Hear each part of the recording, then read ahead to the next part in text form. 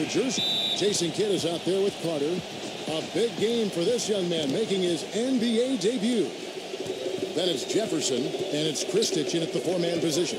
And looking at Utah, and playing at center, Memo Okur, the sharpshooting 6'11" big man out of Turkey. He's thrilled for this one. Everyone will be watching now how he does in his first NBA official game. And it's Andrei Kirilenko, and it's Boozer in at the four spot. The shot by Kirilenko, no good. That's not his shot at all. Way too far beyond his range. Well, you always hear about how loud this Jazz crowd is at home, and trust me, it is loud. They are a big part of why the Jazz have been so tough at home for so long, but the personnel of the Jazz has had something to do with that as well. Here's Okur. It's rebounded by Richard Jefferson. Once he had to change the shot because of the hand in his face, you knew he wasn't going to make it.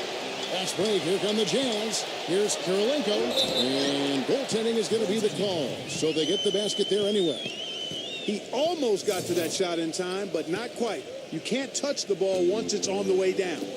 We'll go to Doris Burke, who spoke with head coach Lawrence Frank. What's the news, Doris? He said a big key for them will be containing Carlos Boozer offensively, adding, he's a player who can spread the floor with his jump shot or take you down the block, and it's tough to match his strength inside. Defensively, they'll look to keep length in front of him and limit his offensive rebounding. Sounds like a good game plan, guys. We'll see how they do it. And thanks for that story, Doris. Wow. Hammer time.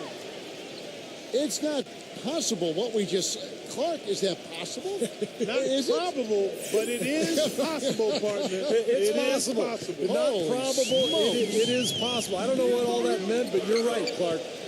Williams kicks to Kirilenko. Back to Williams. Fires the three. Utah the rebound. Boozer passes to Okur. Blocked.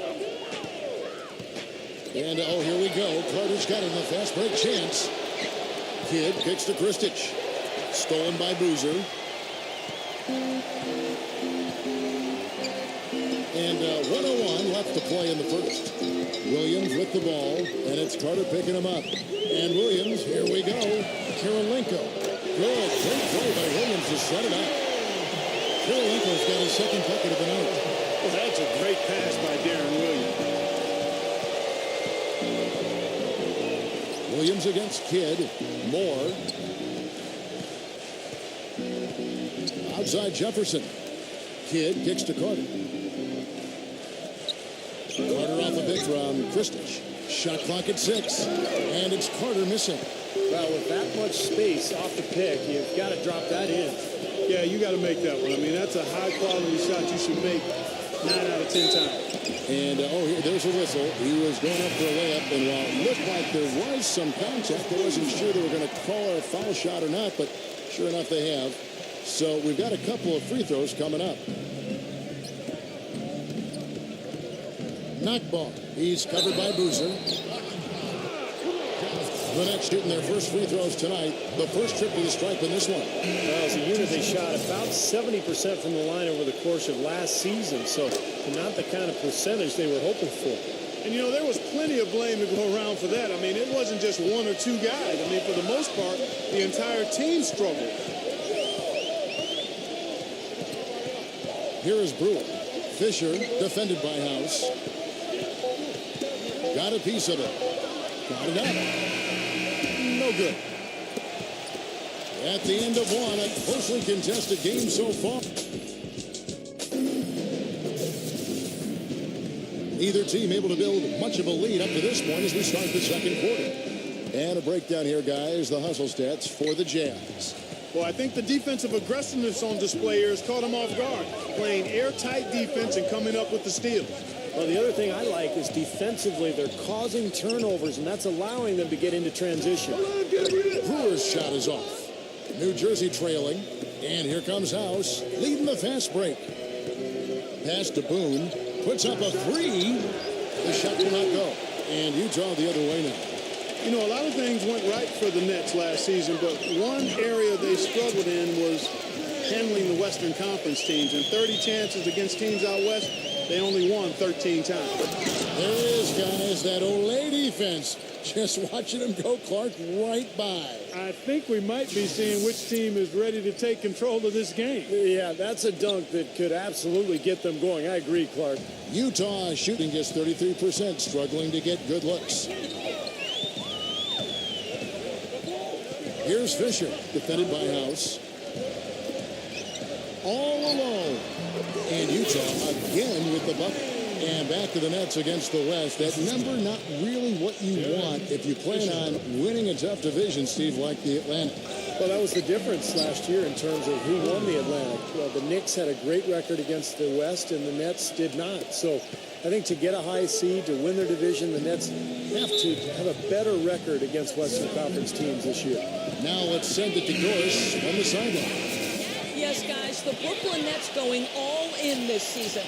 With a team payroll of about $100 million, they have an additional luxury tax bill of around $75 million. Guys, the owner's sparing no expense in constructing this roster. But no question, a high burden of expectation for what they'll achieve. It's championship or bust. No doubt about that. Thank you, Doris. Yeah, he's a bomber. I mean, that's what I love about him. He's as good a three-point shooter as you'll see. Of course, has the green light to let it fly anytime he wants. And I don't think you can look past what a fearless player he is, too, guys. I mean, just look at all the charges he takes. Collins. But he recovers it. Tries again. And we've got a moment now to look at the highest scoring teams in the NBA from last season. Number one, the Nets. Yeah, number one in the league in points per game a year ago. They played with so much confidence, such unselfish basketball. You know, Utah usually matches up well with Eastern Conference teams because style of play is similar. Both Eastern Conference and the Jazz like to play a grinded-out physical game, and Utah has the bigs and the defensive mentality to thrive in a slower-paced game, and that's why they went 17-13 against the Eastern Conference. Beautiful work in the transition game. That's how to do it. Attack early before the defense can get itself set. For Utah, they've gone 3 of 4 from the floor here in the second quarter. Pass to Okur. Dishes it to Kirilenko. He feeds it to Brown. Williams. Oh, good on the three. On back to the Jazz against the East. Did what they needed to do against the conference as a whole. Winning more than they lost, but they also, Steve, had some key setbacks. And the big one that I can remember was last year where they had that 4-game road trip to the East Coast. They went 0-4, and that was when they saw their grasp on a playoff spot start to slip away. And that one's good. Purely from a size standpoint, that is a mismatch that's going to be hard to overcome defensively.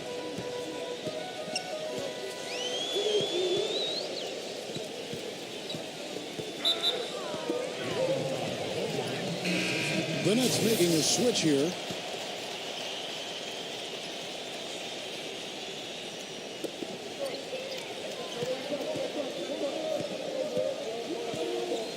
Back to Kirilenko. Lets it go with the three. Kept alive. Outside Williams. Over Jefferson. That's good from Williams on the assist from Carlos Boozer.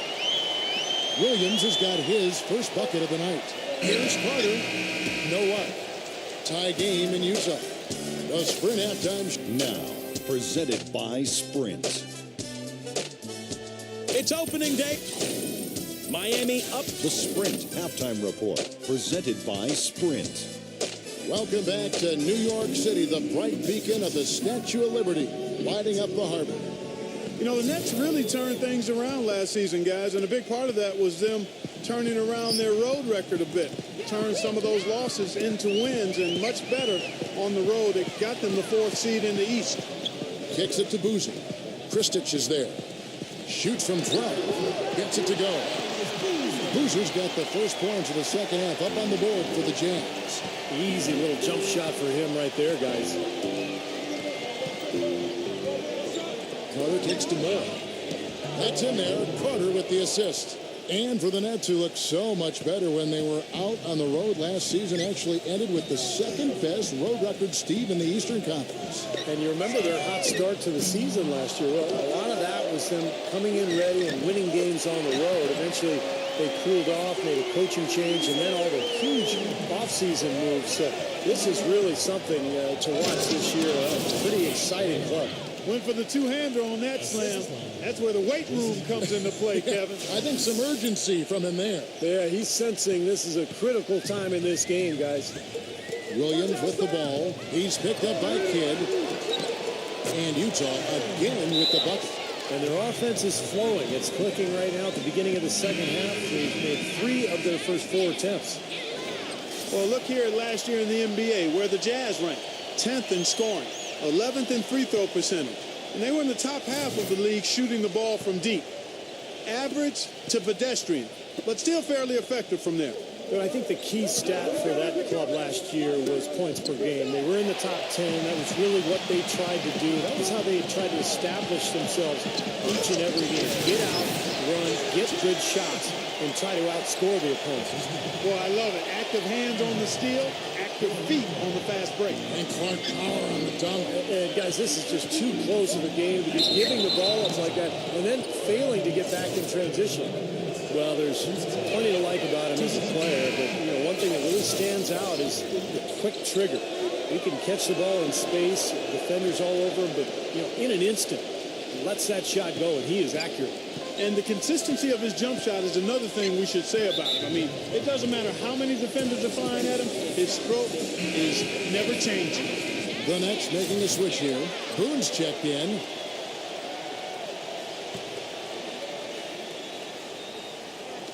Over a minute and a half into the third quarter of action. Williams for 3, and Vince Carter pulls it down. Carter's got 3 rebounds so far in the game. The Nets had a really solid debut season in Brooklyn last year. They made the big move in trading for Joe Johnson, but they also made some small adjustments that paid off for him as well. He's just been ice cold. I mean, he cannot find the range. Carter off a pick from Kristich to the inside. It's stolen by Okoro. 3-on-3. Williams with the ball. Jefferson picks him up. Puts up a 3, and Deron Williams with the 3. Williams has got 5 points so far. Clark, as you said, a lot of people thought they would just be a top-heavy team with their starters doing a lot of the heavy lifting, but Steve, they got contributions from all around. They didn't have big-name players on the bench, but they had some guys like Blotch and Evans who were kind of under the radar, but came in and played very well for this team a year ago. Now, of course, you got the big names across the roster for the Nets. About 3 seconds between shot and game clock. That's good. He has 6. There's been some slippage defensively here in the second half, Kevin. I mean, I'm not sure if their legs are going or what, but they've given up some easy baskets here. And Carter backs in. Kristich passes to Boone. And the Nets miss again. Heaves it up. Shot is no good. The third quarter comes to a close. Jazz out in front. Well, welcome back as we get set to start the fourth. And a moment here to take a look at some hustle stats for the Jazz.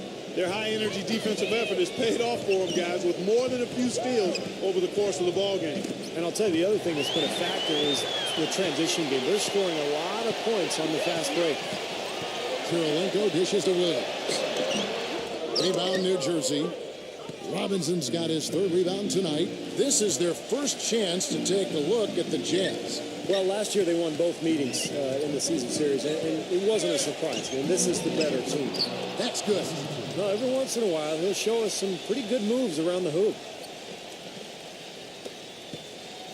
Utah leading by 5. Brown with it. Now Williams. Outside Kirilenko. 6 to shoot. And Williams, here we go. Boy, he just hasn't been able to get his shot to fall. Clark, it can be a point of pride. Hey, we split 1-1 with the marquee team from the other conference. But, it's something to point to, Kevin. When your overall season is a disappointment, that's something that you can look at and say, hey, progress. Doris Burke has some information for us. Doris? I was able to listen in on what Tyrone Corbin was going over with his team. He told them the game is right there for the taking, fellas, but we've got to be first. First to loose balls, first to the rim. We have to give our all right here. Now's the time. Kidd kicks to Jefferson. Battles through traffic and lays it in. Exceptional play to take the ball and still get it up and down. Yeah, way to stay with it and look to finish the play right there. He's really the guy you want on the stripe in that situation. I mean, there's no doubt about it. He's clutch. Karolinko, and he finishes nicely on the way. And the Jazz lead by 4. Looks to me like they hit the refresh button here in the second half after shooting less than 40% from the field before the break. Yeah, well, they managed to hold down the fort defensively, and now their offense is finally starting to kick into groove. Knocks it loose. Fast break, here they come. Here's Jefferson, throws down the breakaway jam. Well, that's the easiest opportunity an offense can get off a steal. Exactly, no defense for that. We've got 1:23 left in the fourth quarter.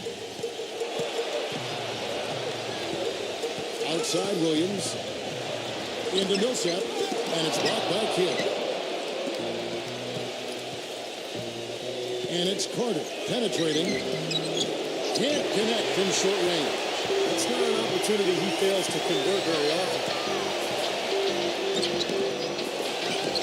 Okur in the post. Robinson sinks it. A crucial basket. They needed it, and he gave it to them. Millsap with the steal. Fast break. Here come the Jazz. Karolinko with the ball. Well, this is how you completely rattle an opponent's rhythm. Yeah, you know, such terrific on-the-ball defense to trigger the transition opportunity. And it wasn't just the tough D, it was the exclamation point they put on the fast break with the slam. And an intentional foul right there. Morris checked in for Robinson.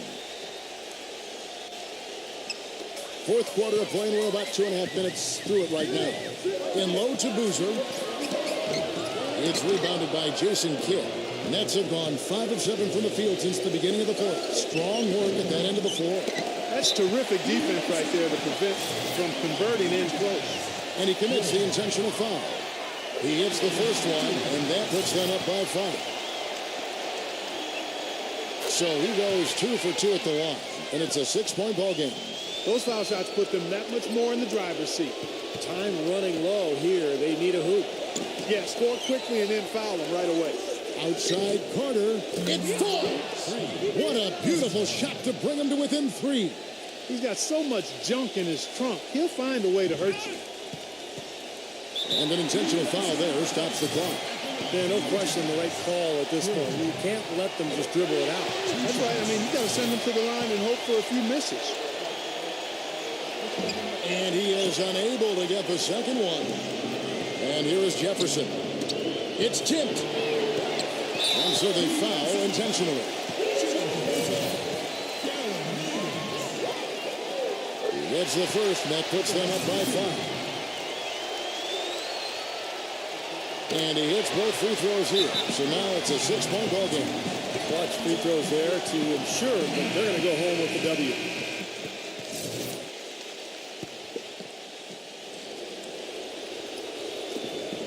There's 10 seconds left in the fourth quarter.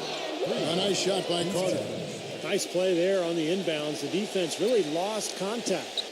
And they're going to prolong the game here with an intentional foul. So the first one drops, and that gives them a 4-point cushion. So it gets them both, and it's a 5-point game. Now a timeout called by Brooklyn. They're down by 5. 6 seconds left in the game.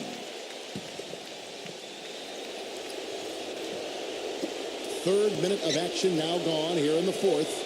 Now, how exciting is it, guys, to see him go hard to the basket like that? I love it. It's always fun to see, and it's one of the sights you can count on when he's out there, for sure. Yeah, but you got to try to do more to slow him down. You can't play him so soft near the hoop.